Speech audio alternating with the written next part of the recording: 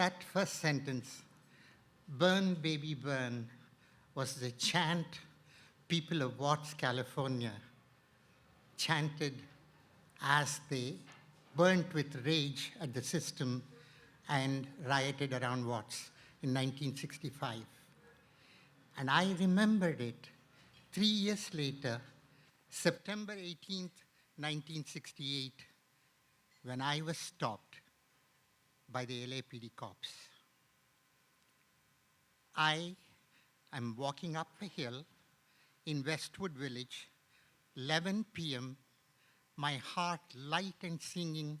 It is just 10 days since I've come to America, and I am on cloud nine.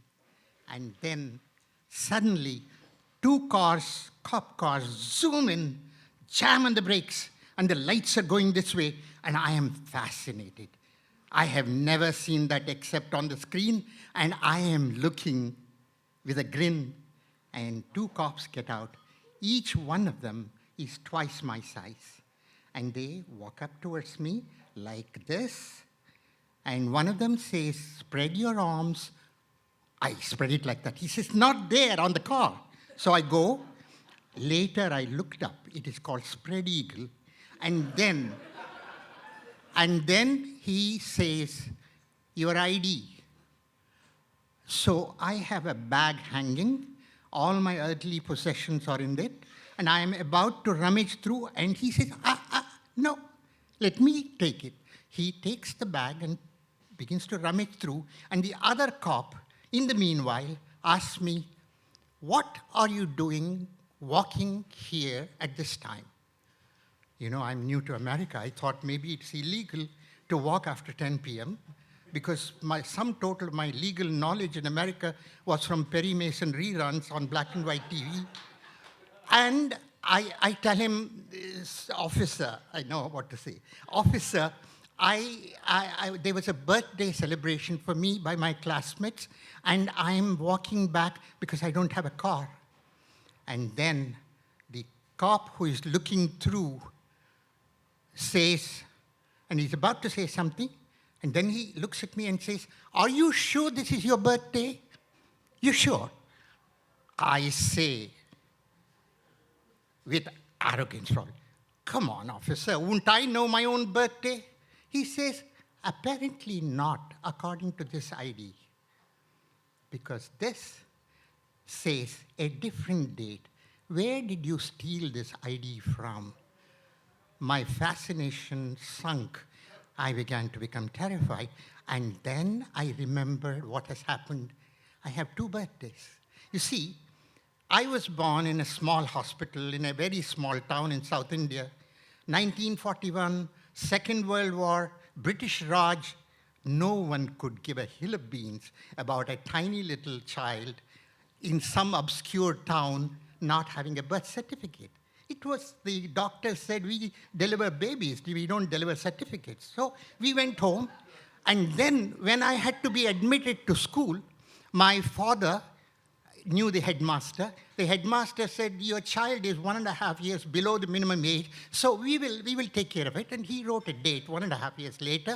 And so I was older, wiser, and eligible for the school. And that's how I had 2 birthdays, but I knew my birthday. And then the cop who is looking through takes up a photograph and says, "Who is this?" I say, "That's my eldest brother. His name is Chinana." When I'm terrified, I babble.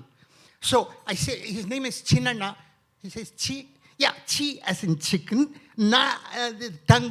He says, "No, I don't want a linguistics lesson. Now, where do you live?" I silently point to a 15-story building, a dormitory. He says, "Come on, man. You must be kidding me. That's a rich kid's dorm. What would you be doing there?" You see, I'm brown. My hair was still here. My beard was much longer. And I was dressed in Army and Navy stores leftovers, Civil War leftovers. So I understand. So I say, "Sir, officer, I had a deal with the director of the dorm, Harold. Harold is in his master's program, and he said I could share his apartment as a housemate if I could teach him open systems theory." he begins to say, open what? I say, it's very fascinating. Let me explain to you. He said, no, I don't want to know about open whatever shit. I want you to take me there, show me this herald, and if you don't live there, we have alternative accommodation for you. He must be a Hollywood understudy or something, very dramatic. He takes out 2 handcuffs, and the 2 men walk, 2 cops walk by my side, and then my heart really sinks because I don't have the key. And if Harold has gone to his girlfriend, it is a late night date, and what do? And we go to the door, and then I scream, Harold, there are 2 officers here who want to see your apartment. Why? It's 1968, Southern California, and Harold has substances to smoke that he would not want the cops to see. And then several years pass, at least that's how I feel. It may have been a few minutes. Harold emerges. Harold is white, big, authoritative in a dressing gown. He looks at me and says, Doc, thank God you're back. I was so worried. I'm no doc, not yet. Long time later, doc. And then he turns to them and says, guys, thank you very much for bringing my professor back. You know how it is these days. You'd never know who you meet on the street. Hint, hint. And then he says, the chancellor will be immensely grateful to you for doing this.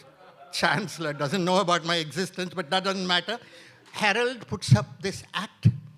The cops look at me and look at Harold. They really are very reluctant to leave. By now, it has been imprinted, this experience, for the last 54 years I've never forgotten. And then the cops have to leave. They are so disappointed. They say, all righty, even the handcuffs hang down in disappointment. And I and Harold move in, and we discuss open systems theory with the help of some relaxing substances.